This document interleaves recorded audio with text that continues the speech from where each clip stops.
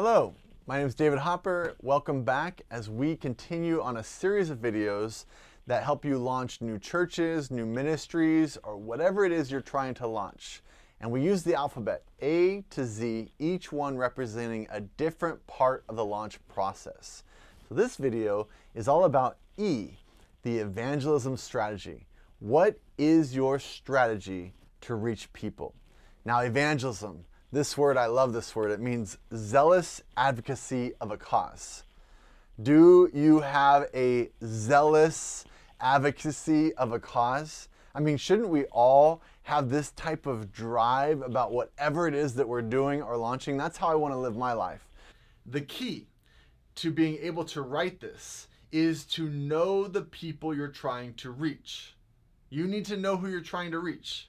When we launched new churches, and still do, we always start with a ministry area profile of the county or the city, wherever it is that the church will be located.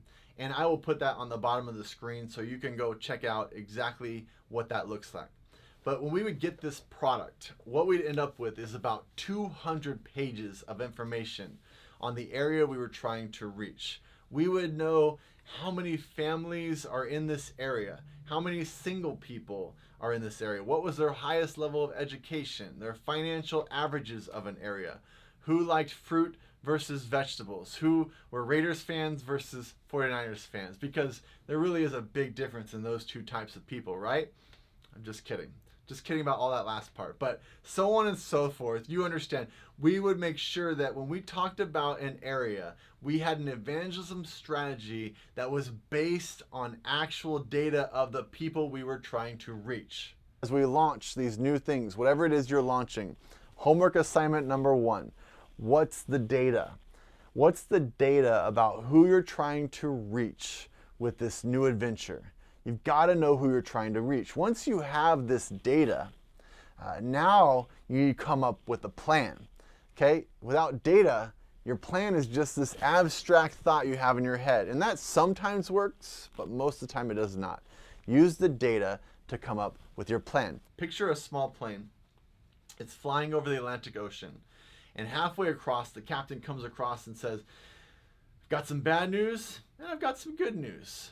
The bad news is that the gauges aren't working anymore and we are hopelessly lost. I have no idea how fast we're going or in what direction, and I don't know how much fuel we have left. But the good news is this: we are making great time.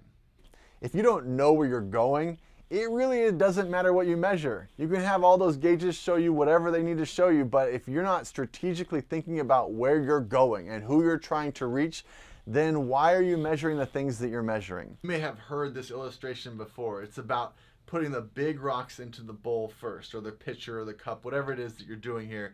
If you don't put those big rocks in, then you'll fill that up with the pebbles, the sand, the water, all the daily stuff, the emails, and those things that distract you. If you don't take the time to go, here's the big rocks. They go in first. This is what we're trying to accomplish. This is our evangelism strategy of who we're trying to reach. This is the data. This is what we measure.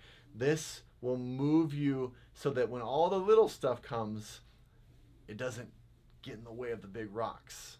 So take some time with this. There was a lot of information. You may have to back up, pause, write these things down, but I can't wait to talk to you about your evangelism strategy with what you're launching.